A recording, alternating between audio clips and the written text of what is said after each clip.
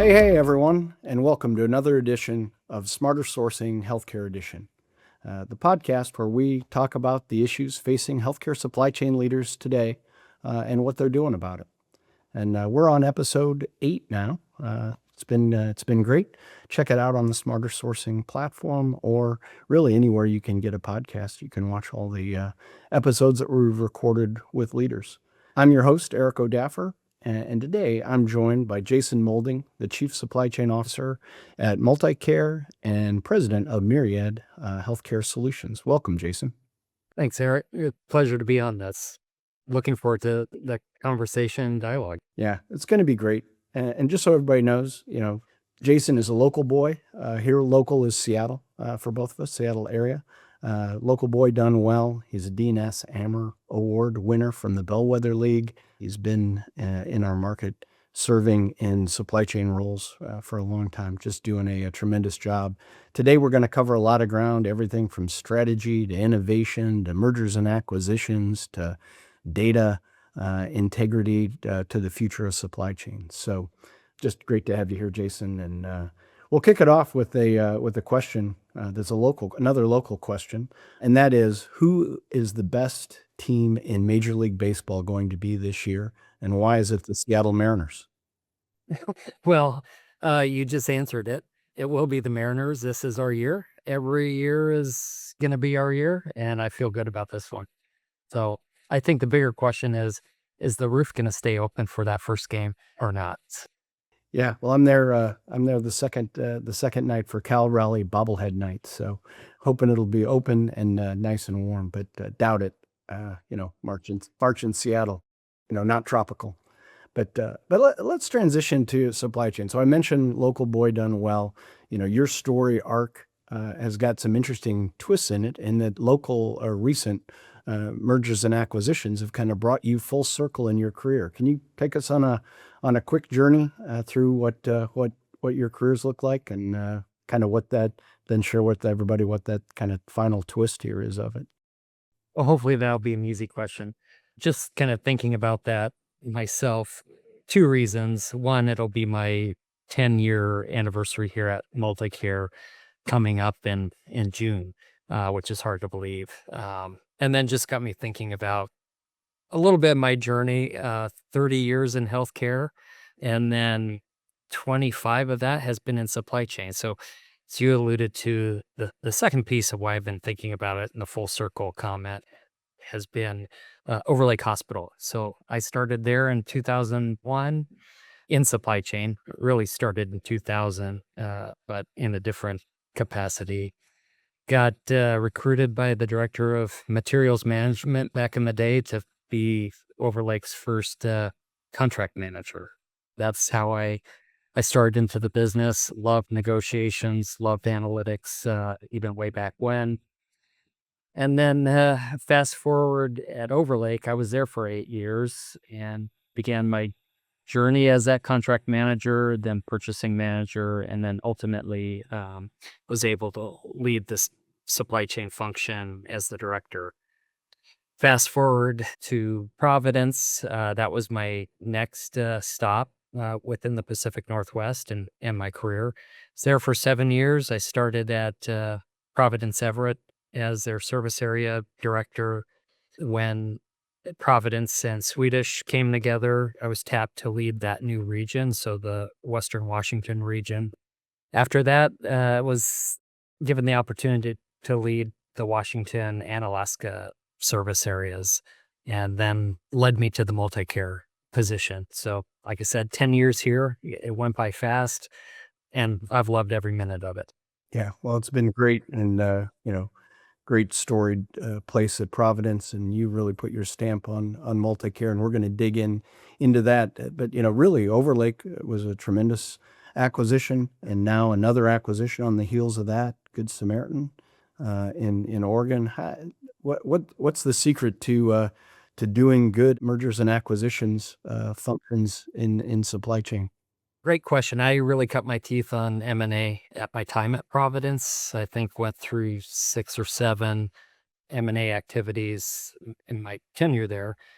I took a lot of those lessons learned. Some of those were tough lessons and how to do things right every acquisition or partnership going forward, and just like to lean in with the mantra "We're better together." Like to think that I don't have too much hubris or don't want to go into a partnership with many assumptions. Just want to sit back and understand how supply chain functions in that space. Community plays a big part of it. As you said, Good Samaritan, our acquisition, takes us into Oregon. We've been in the state of Washington.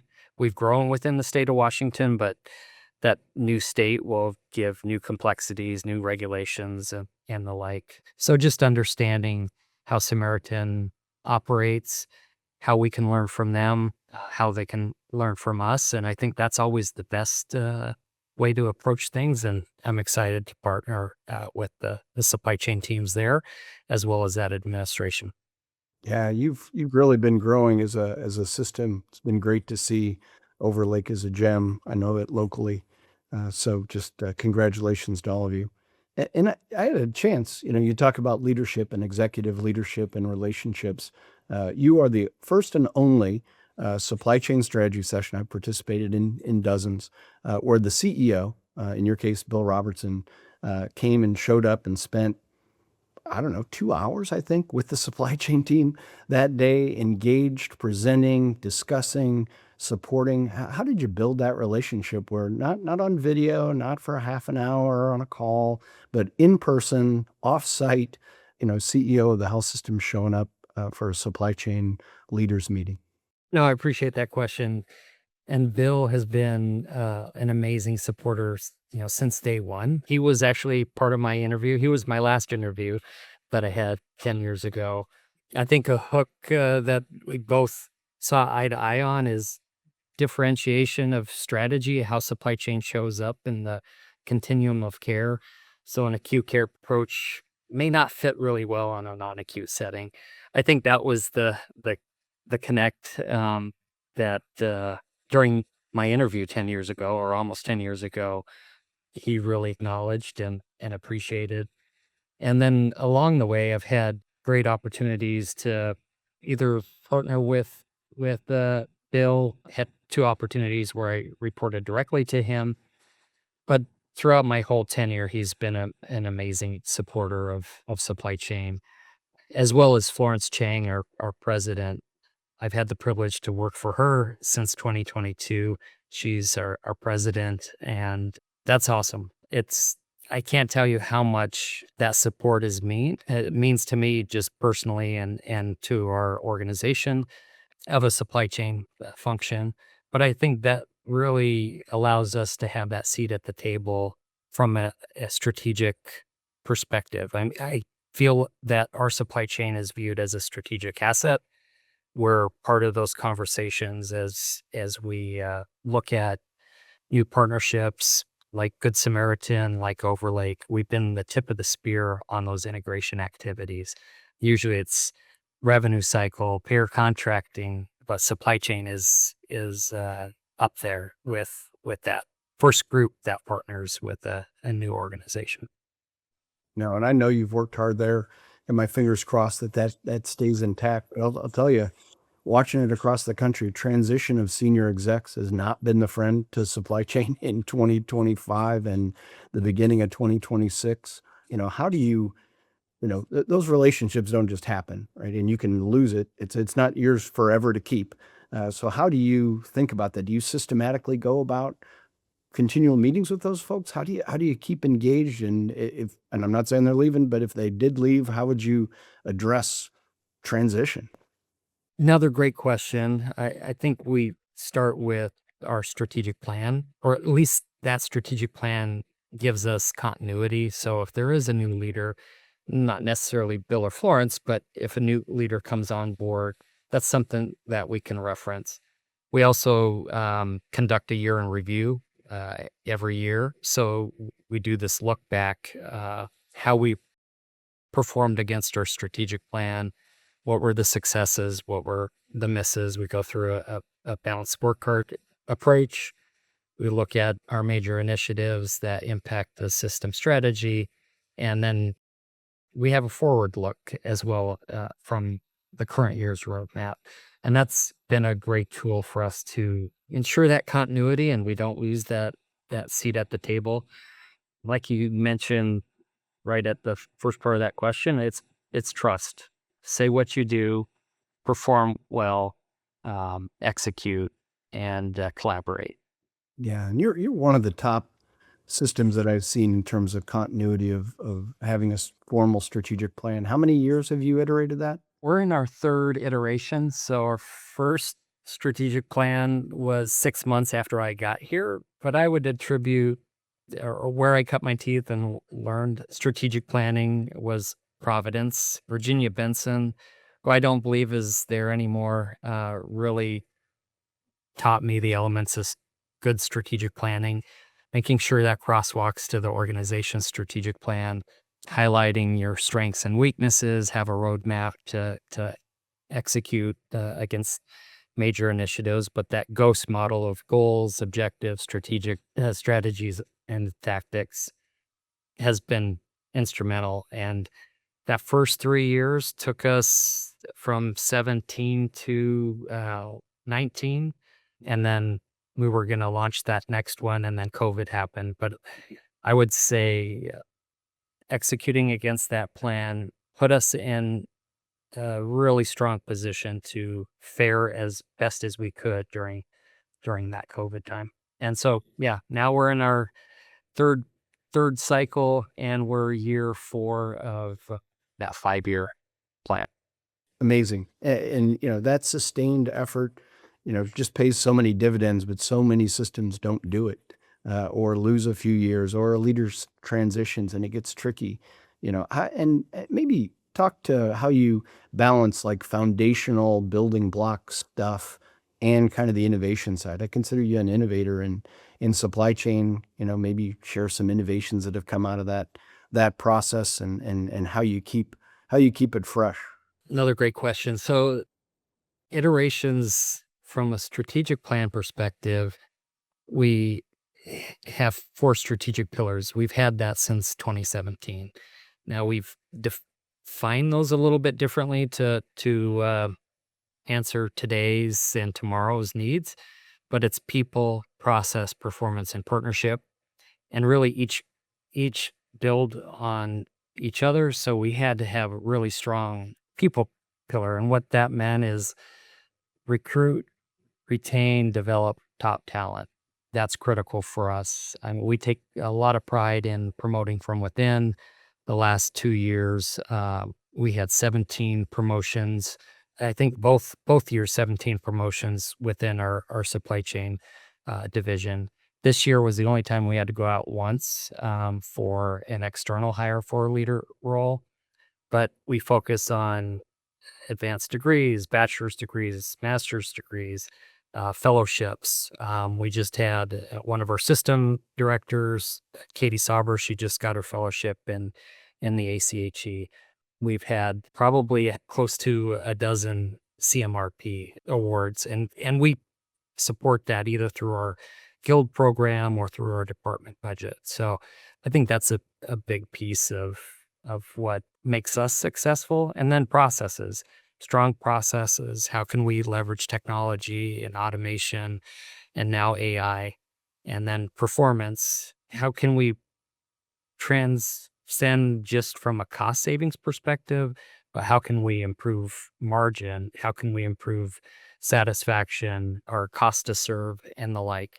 And then finally, partnerships. And that's both internal and external, making those strong partnerships internal where we own end-to-end supply chain. If it's a widget or a service, how can we serve our stakeholders?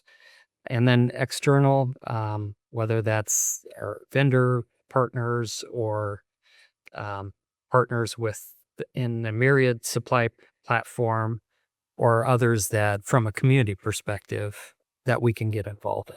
Yeah, no, that's great. Yeah, organization is super important. Are there, through that process and just through the things that you've done, like I said, I consider you an innovator. Are there one or two innovations that you're proudest of that you've accomplished in supply chain? The thing I'm probably most proud of is just our people development. The second would be just our analytics, business intelligence platform. Back in grad school, I think I was the only healthcare person at the University of Washington through their executive MBA program. Most were tech, Amazon, Microsoft, and there was a classmate of mine that just highlighted. He was at Amazon and highlighted they're not a retail company. They're really an information company. And I just, I internalize that. And I think from a supply chain perspective, similar. Need to anticipate what our caregivers' needs are to now geopolitical events. How are we ensuring supply resiliency for today? So I think that's our analytics platform would be a close second. And you're one of two places in the country that I know of, I'm sure there's others, where the data and analytics function kind of crosses over between supply chain to the organization in whole.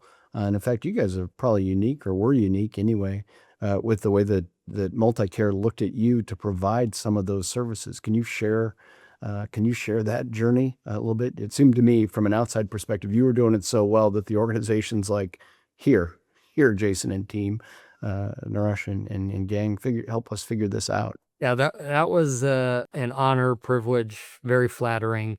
Again, I'd say I started my analytics journey back at the tail end of my career at Providence, using Tableau, looking how disparate systems come into an enterprise data warehouse or EDW, and then being able to paint a picture, drawing off those insights, and telling the story.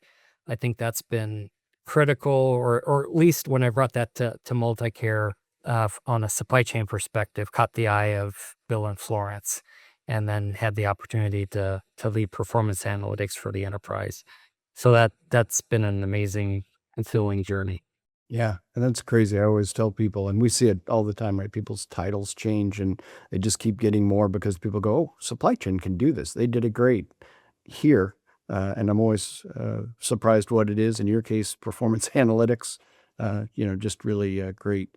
And a lot of that I think you did, internally. How are you looking at the future? How are you looking and thinking about, technology, AI? Not so much. I guess kind of make versus buy versus develop. Like, how are you seeing that world evolving? We've been having that discussion internally with our supply chain team too, especially as it relates to the make versus buy decision. And with AI moving so fast, that's where we're at that decision point. Do we look to for some vendor partners to help enable AI agents to speed up our processes? I think that's going to be the next year. How can you do it faster? How can you do it better? And I think AI is going to be that huge enabler in supply chain across that full continuum, whether it's procurement, sourcing, value analysis.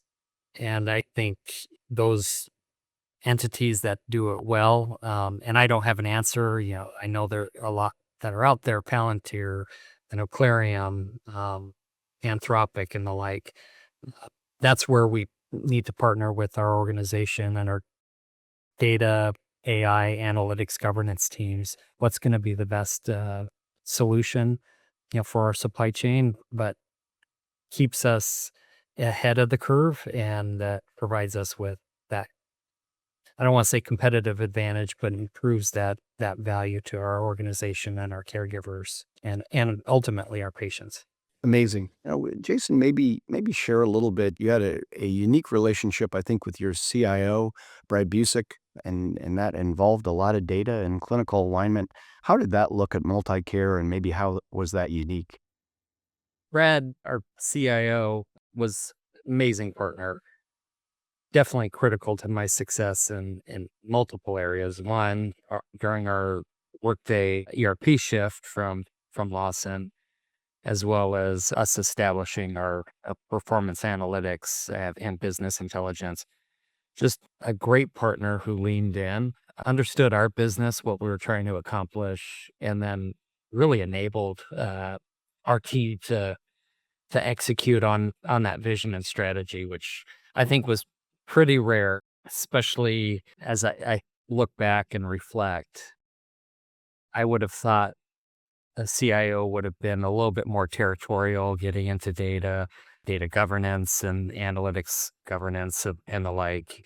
And it was I couldn't have asked for a better partner, critical to our success. No, that's you know that that's great. I had a chance to meet him, and that was a unique relationship of the ones that I've seen like that. So I would say the relationship between a supply chain leader and a IT leader is critical now as we're thinking about machine learning, AI, agentic AI. That partnership is invaluable, and now into the future, really. yeah, you've got to have support. And I keep telling folks, hey, think about a platform, think about a roadmap. How do you think about this new world order? Because information and the work that you've done there is going to pay dividends, but not all have done that, and the time is the time is now. And maybe we shift a little bit. We talked about resiliency, but you and I just came from the Herc Academy. How have you been thinking about? And MultiCare's been a local leader in shortages, particularly in the pandemic. How are you thinking about resiliency and risk going forward for MultiCare? I would say foundationally, having a dedicated vertical within your supply chain division would be a first great step. We've staffed that with a few FTEs, and that has paid dividends, whether it was the Baxter IV shortage, contrast media shortages, neural sponges, and even that Stryker cyber attack event.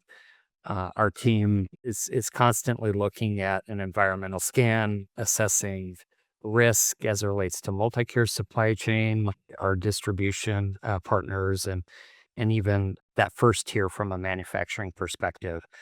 I do think that that's super important. Overlay risk and resiliency with that business intelligence platform or data analytics is that second piece.